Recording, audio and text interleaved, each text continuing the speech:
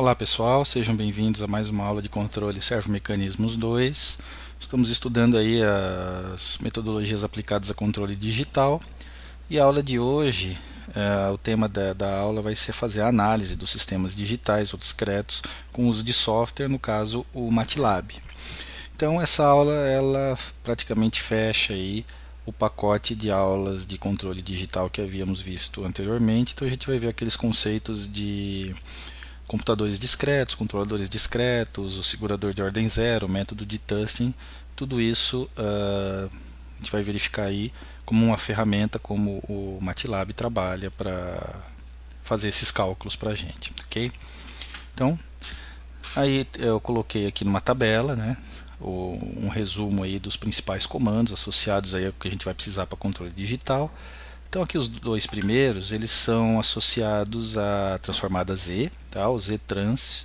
Você vai passar três parâmetros para ele e ele realiza a transformada Z de uma função simbólica aí que você define f, tá? E você passa para ele a variável discreta que está sendo usada, que é o k. Da mesma forma, ele realiza a transformada inversa, que é o iz-trans, onde você vai passar aí sim a sua função discreta na variável z e ele vai retornar uma variável, uma função dependendo de k. Tá? Para a gente poder fazer aquelas equivalentes discretos, nós podemos trabalhar com esta função C2C, que é o Continuous to Discrete, ok? Que ela faz uma conversão do modo contínuo ou analógico para o discreto. Então ela calcula o equivalente discreto, onde a gente passa a função de transferência, o período de amostragem, e aqui não está mostrando, mas a gente pode inserir um terceiro parâmetro, onde a gente diz qual que é a metodologia que ela vai usar, por exemplo, o segurador de ordem zero ou método de Tustin. Tá? O inverso desse comando é o D2C, ou Discrete to Continuous, que é quando a gente quer fazer a equivalência no sentido inverso. Nós temos um modelo discreto e queremos o equivalente contínuo analógico dele. Tá? O comando PZMap, ele é um comando que ele serve tanto para sistemas discretos quanto para o controle clássico com transformada de Laplace.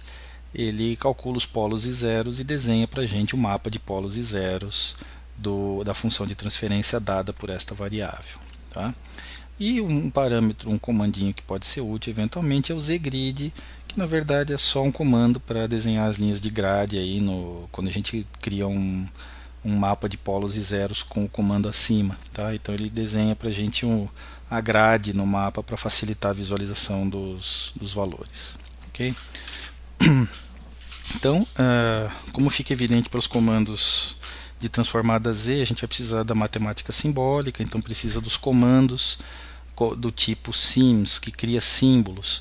Então olhe nesse exemplo de código do MATLAB, onde a gente define três variáveis simbólicas, k para o tempo discreto, z e t, que vai ser o nosso período de amostragem. Nós normalmente vamos criar aí a nossa função, então daqui a pouco a gente vai ver isso num exemplo como é que a gente faz, e aí a gente aplica a transformada z nessa função discreta, ok? E essas três linhas aqui a gente vai criar a função, elas definem para a gente a forma de fazer a transformada z. A transformada inversa também precisa de algumas variáveis simbólicas, note que aqui a gente não precisa do período de amostragem, e você vai definir a sua função digital nessa linha e aplicar o comando iztrans. Okay? Então a ideia desse slide é a necessidade de se utilizar a matemática simbólica do MATLAB para poder realizar os cálculos. Tá? Aqui tem uma observação importante, apesar de estar no slide anterior, nenhum dos dois comandos precisa do período de amostragem. Tá? Mas quando a gente está calculando as transformadas z de uma função, a gente tem que ter uma noção a priori se a gente vai precisar desse período de amostragem ou não. Tá? Se a nossa função f de k não estiver em função do período de amostragem, como esse exemplo aqui, então a gente precisa conhecer o valor do período de amostragem para a gente poder calcular a função no tempo contínuo, porque a gente já viu isso anteriormente, essa função depende aí dos intervalos de kt que são dependentes do período de amostragem. Agora, se a nossa função f de k, nossa discreta, precisar ficar em função do kt, como nesse outro exemplo aqui, então aí a gente tem que aplicar um comandinho do MATLAB, que é esse aqui, ó, o subs.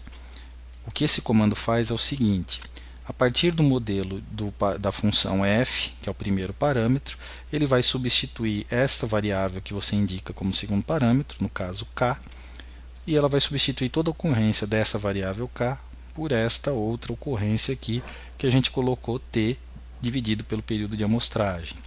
Esta relação ela vem daqui, ó. Se nós quisermos substituir o t analógico por um tempo discreto, basta isolar o k, que a gente vai identificar qual que é a substituição que a gente tem que fazer aqui, numa função como essa, para a gente obter ela em função do período de amostragem. Ok? Então o comando a ser usado nesse caso é o comando de substituição. Então, para a gente poder dar uma olhadinha nisso agora, vamos ver aí dois exemplos simples em que a gente vai calcular a transformada inversa desta função de transferência aqui, discreta, z sobre z menos e elevado a menos t, para um tempo qualquer, ok? Então a gente vai ter um período de amostragem genérico aí, e uma outra transformada inversa, onde a gente vai pegar esta função de transferência, z sobre z menos 0,99, aí sim para um período de amostragem especificado de 0,01 segundos. Ok? Bem, no item A, e a gente já vai executar isso, vamos dar uma avaliada no que a gente teria que utilizar em comandos do MATLAB. A declaração das variáveis simbólicas, aí nós declaramos a nossa função, seguindo aquele modelinho que eu tinha mostrado para vocês. Então olha como a gente declara uma função como essa no MATLAB: z dividido, e aí você tem que colocar o denominador entre parênteses para que todo esse pedaço fique no denominador da função. Então fica z menos exp, que é o e, né, exponencial elevado a menos t. Então exp é a função e. Então isso aqui é a declaração da nossa função f de z. E aí nós vamos calcular a transformada inversa desta função f que nós declaramos aqui na variável z, retornando aí uma variável k. Ok? E isso vai dar para a gente uma função f de k.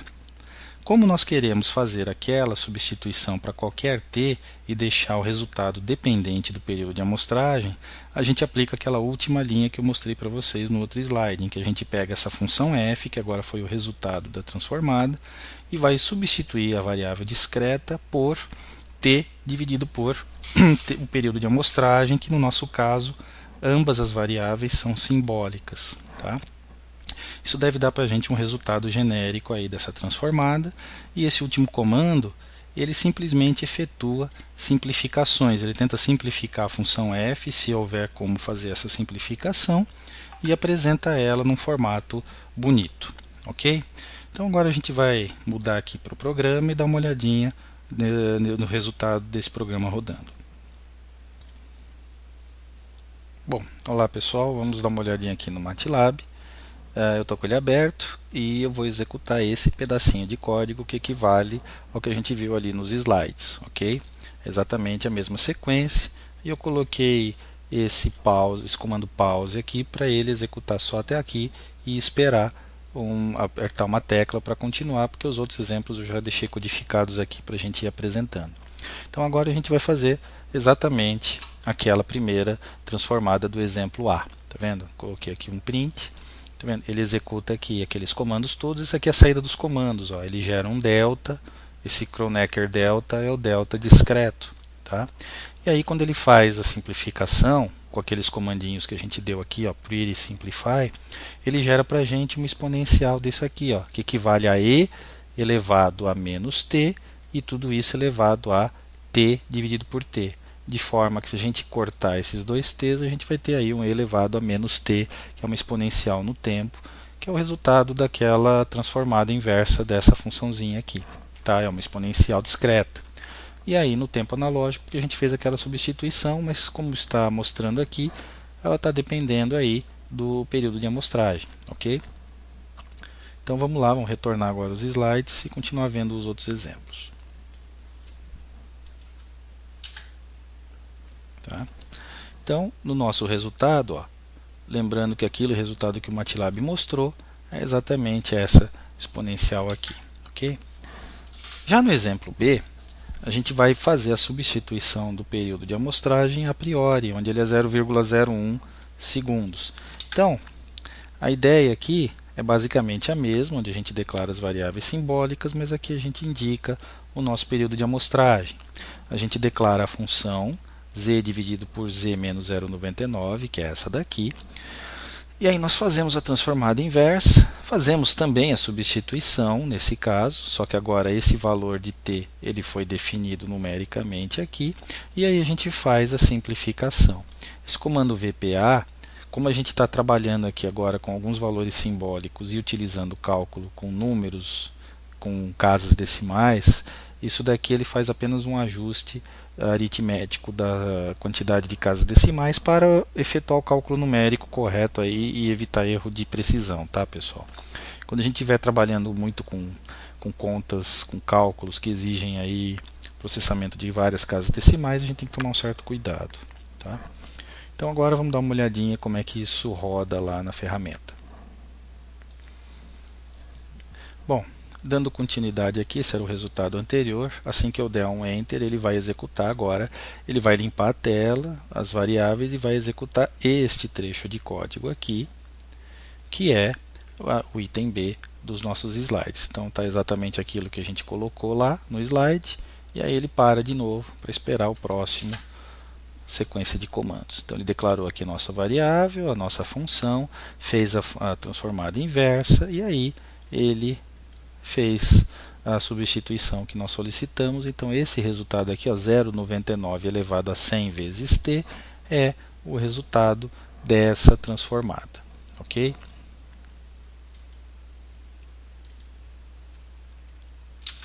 O que é importante notar aqui, pessoal, é que esse resultado que ele mostrou é equivalente numericamente a isso aqui, ó, e elevado a menos 1 vezes t, tá? Então a função de t, nesse caso, é equivalente a e elevado a menos t com esse período de amostragem, tá? Essa funçãozinha VPA, esse comando aqui de simplificação aritmética, é justamente para evitar erros numéricos num cálculo como esse, ok? Então, seguindo aí, um outro exemplo um outro conceito que nós estudamos e a gente precisa dar uma olhada é justamente a discretização das funções de transferência. Uma das metodologias que a gente viu é usando o segurador de ordem zero, ou o ZOH, que corresponde a isso daqui, ó, um segurador de ordem zero em cascata com um processo analógico. A gente faz a transformada Z desse processo todo e obtém uma função aí digital. Como é que a gente realiza isso no MATLAB? A gente cria a nossa função, nosso processo, que seria o GDS aqui. A gente define o período de amostragem e a gente usa aquele comando continuous to discrete, que foi a gente viu no comecinho do vídeo, onde a gente passa a nossa função de transferência que depende de S, que seria essa daqui, o período de amostragem do sistema e aqui o método que a gente quer usar, que no caso é o segurador de ordem zero, ok? Então, vamos dar uma olhadinha num exemplo que a gente já viu em vídeos anteriores e fizemos na mão, que é o cálculo desta função de transferência usando um segurador de ordem zero com um tempo de amostragem de 1 segundo. Tá? Como fica a declaração dessa função? Nós estamos declarando aqui uma função simbólica em S, é uma função de transferência onde a variável S vai ser a nossa função. Estamos declarando aqui a função que foi dada no problema, o período de amostragem, e a seguir fazendo a conversão do modo contínuo para o discreto, utilizando aí a função dada, o período de amostragem e um ZO, ou um segurador de ordem zero. Vamos dar uma olhada agora na execução desse procedimento. Ok, pessoal, vamos dar uma olhada aqui. Assim que der o Enter, a gente vai executar esse exemplo, ó, onde a gente faz a discretização da função de transferência com um segurador de ordem zero. São exatamente aqueles comandos, e na sequência a gente vai dar uma olhadinha nesses dois comandos, que é o diagrama de polos e zeros com o grid ativado. Ok? Então, ao clicar aqui, a gente vai executar esse exemplo que eu acabei de mostrar para vocês. Notem que ele declarou a função aqui que a gente fez, né, abriu o mapa, daqui a pouco a gente já retorna para ele. ele declarou a função de transferência, o nosso período de amostragem e executou o comando para calcular a equivalente discreto, que é igual àquele exemplo que nós fizemos na mão. Se vocês retornarem o vídeo e o material, vocês vão ver que o resultado é o mesmo, é basicamente esse resultado aqui, tá? Aqui nos nossos slides, pessoal, na sequência, a gente pode visualizar os polos e zeros do nosso sistema. Como ele tem um zero em -2 e um polo em -1, ao fazer a discretização que nós fizemos aqui, ó, nós usamos esses dois comandos para dar uma olhada nos polos e zeros já do modelo discreto. Então agora vamos dar uma olhadinha lá como é que ficou o gráfico. Aqui, pessoal, depois que nós fizemos a execução, agora a gente vai ver que no modo discreto temos um zero nesse valor, menos 0,2642, e um polo na posição mais 0,3679. Então, se a gente abrir aqui o gráfico dos polos e zeros, ó, o comando zgrid, ele desenha esse grid polar aqui, tá? Circular. E o comando PIS-IMAP, ele cria o mapa de polos e zeros. Então nós temos um zero aqui, nessa posição mais ou menos, olha lá, menos 0,26, que é o que a gente viu ali na função de transferência, e um polo na posição 0,36. Tá? O grid, vale lembrar que o grid da transformada Z, ele é esse círculo, né? Aqui está fora de escala, mas quando a gente reduz e deixa a tela na mesma resolução, a ideia é termos aqui um círculo de raio unitário. Por quê? Porque o conceito de estabilidade de um sistema digital é que os polos dele têm que estar localizados dentro de um círculo de raio unitário. Então eles têm que estar dentro do -1 e 1, que seria um círculo. Aqui, ó, entre -1 e 1 nós temos um círculo de raio unitário, e sempre que todos os polos estiverem localizados aqui dentro, o sistema será estável. Esse conceito é um pouco diferente do controle clássico, onde a gente sempre busca os polos com a parte real negativa. Tá?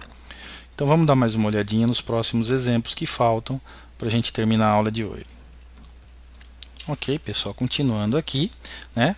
Esse slide aqui mostra exatamente o que a gente viu ali no MATLAB.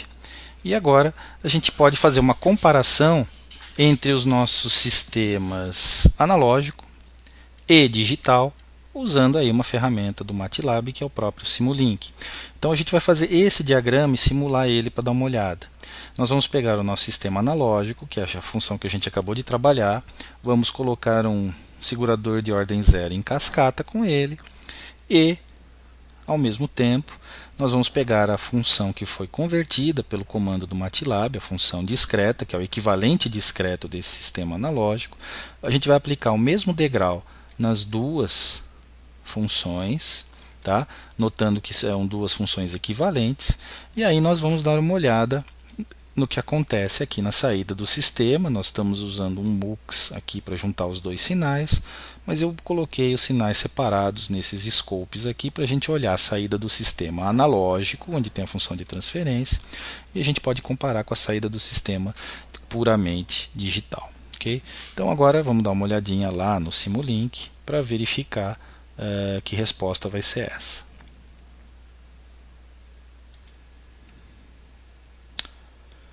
Vamos lá então, aqui no Simulink, pessoal, a gente tem então aqui desenhado aquele diagrama, né? Para quem não sabe onde está, se você abrir o Simulink e pegar o diagrama de blocos aqui da biblioteca dele, nós temos a função de transferência na biblioteca de funções contínuas.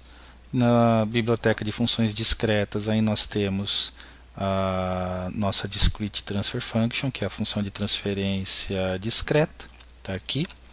E nós encontramos aí o segurador de ordem zero para poder trabalhar. No nosso sistema, eu configurei o degrau para iniciar em zero.